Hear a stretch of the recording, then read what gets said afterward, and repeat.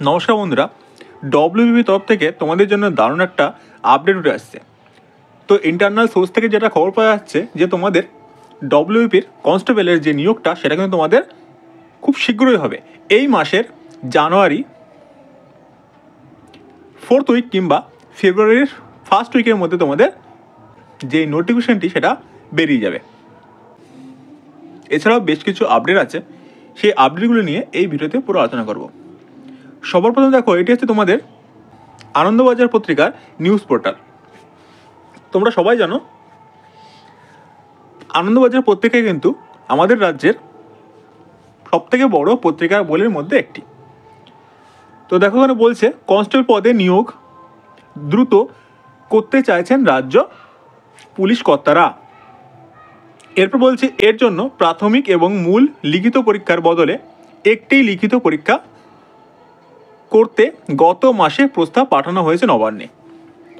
তো তোমাদের যেই প্রি এবং মেন্স এক্সাম হয় সেটি কিন্তু এবার থেকে আর হবে না। এবার থেকে কিন্তু শুধু একটাই মাত্র এক্সাম হবে, মেন কিন্তু তুলে দেওয়া হচ্ছে। তো তার বদলে তোমাদের ওখানে প্রিলিমস যে এক্সামটি হয়, তো যেহেতু একটি এক্সাম হবে সেখানে কিন্তু কিছু ইংলিশের কোশ্চেনও ঢুকিয়ে দেওয়ার বিষয়ে চিন্তাভাবনা করা হচ্ছে। তো দেখো এরপরে কি বলছে সূত্রের খবর কনস্টেবল পদে 12,000 নিয়োগ হবে, ছাড়পত্র মিলছে মন্ত্রিসভার। তো তোমাদের কিন্তু কনস্টেবল পদে ভ্যাকেন্সি থাকবে 12,000 প্রায়। তা দ্রুত শেষ করতে দুটির বদলে একটি পরীক্ষা করতে চাইছেন পুলিশ কর্তারা। নবান্ন সূত্রের খবর, বর্তমানে কনস্টেবল নিয়োগ প্রথমে প্রাথমিক লিখিত পরীক্ষা হয়, তারপর শারীরিক মাপযোগ এবং দক্ষতা পরীক্ষায় উত্তীর্ণ হলে মূল লিখিত পরীক্ষা, তাতে পাশ করলে মৌখিক পরীক্ষা।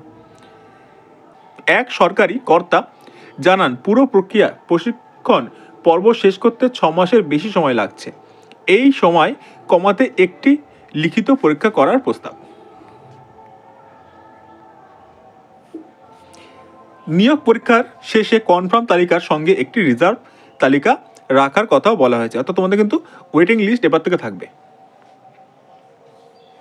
তো অনেকেই আছে যারা সিলেক্টেড হয় কিন্তু তারা নিয়োগ প্রক্রিয়ায় অংশগ্রহণ লাস্টে করে না। তো তারা তাদের জায়গায় অন্যান্য যারা ওয়েটিং লিস্টে থাকবে তাদেরকে নিয়োগ করা হবে। সূত্রের খবর, গত বছর প্রায় 8,500 কনস্টেবল নিয়োগ হয়েছিল রাজ্য সরকারে। সব প্রক্রিয়া শেষ করে প্রশিক্ষণের সময় দেখা গেছিল উত্তীর্ণ তালিকার বেশ কয়েকজন তাতে যোগদান করেননি, ফলে এই আসন ফাঁকা রেখেই প্রশিক্ষণ শুরু হয়।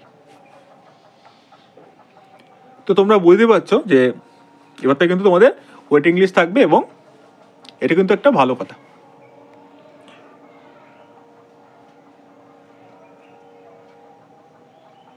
আর সিভিক ভলেন্টিয়ারদের জন্য বলে রাখি যে তোমাদের 12,000 যেই পদ যেটা বেরোবে সেটা কিন্তু তার মধ্যে 15% পদ সিভিক ভলেন্টিয়ারদের জন্য সংরক্ষিত থাকবে, যেটা আগে ছিল 10%। তো এটা কিন্তু সিভিক ভলেন্টিয়ারদের জন্য ভালো একটা সুখবর। এছাড়া আমাদের রাজ্যের বাসী যারা কনস্টেবল পদে নিয়োগ হতে চায় তাদের জন্য তো বিরাট বড়টা খবর।